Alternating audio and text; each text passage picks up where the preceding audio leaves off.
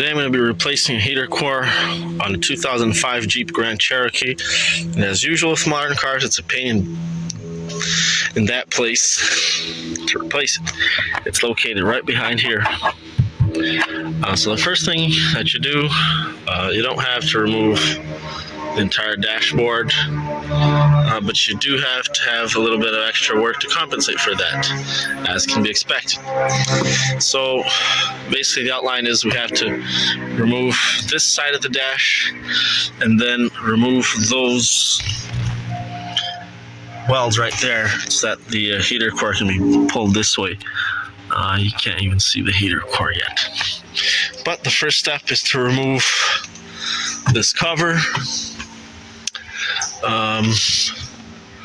which is over there, or the glove box, and then you just remove, and that's done by just opening it and then pushing it upwards.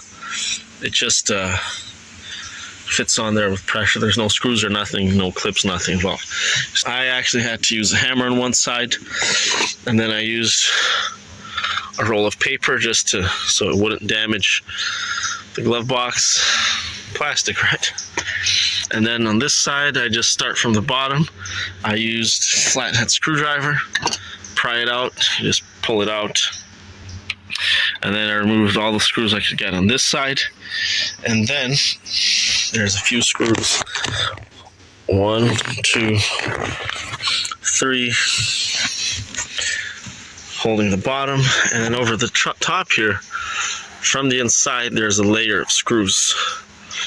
4 or 5, I think. Well, you can see one way up there, right where the light is shining, right there.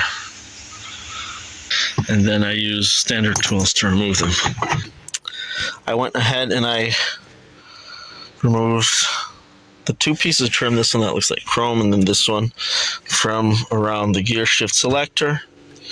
And that allows me to push the control panel or a heater and AC control panel out. And to do that, I also had to remove this top cover here for the vents. And it was fairly easy to do. I just used a screwdriver to pry it out, although you do have to get a good spot, especially with this here. It's got these clips here, and I went ahead and I got the screwdriver way in the back there, like on this part, not on this part, because you might scratch or break this. These things are very, very sensitive. And unfortunately what I found is this part of the panel is actually connected to there. It's connected via this here. There's actually a little screw there, and it goes over to the other side, and then it becomes the whole panel on the other side. So that's kind of the reason why I'd have to also remove the entire that entire side there. As you can see, that side, I just didn't do anything at all on that side.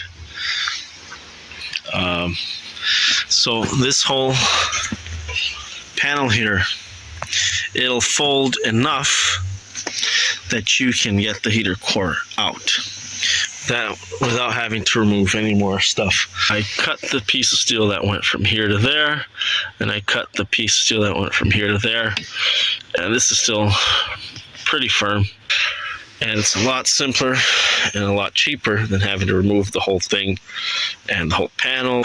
What I'd like to show you guys now is what I found in the heater core. So the heater core just slides out. I said this before, but I'll say it here again. Plastic is the biggest disgrace on the universe, and all problems are linked to either rust or plastic. You'll never get a problem with a decent size piece of stainless steel or cast iron. And this car is from 2005. If you don't want to have any headaches, don't buy plastic radiators or plastic heater cores. That's what you get.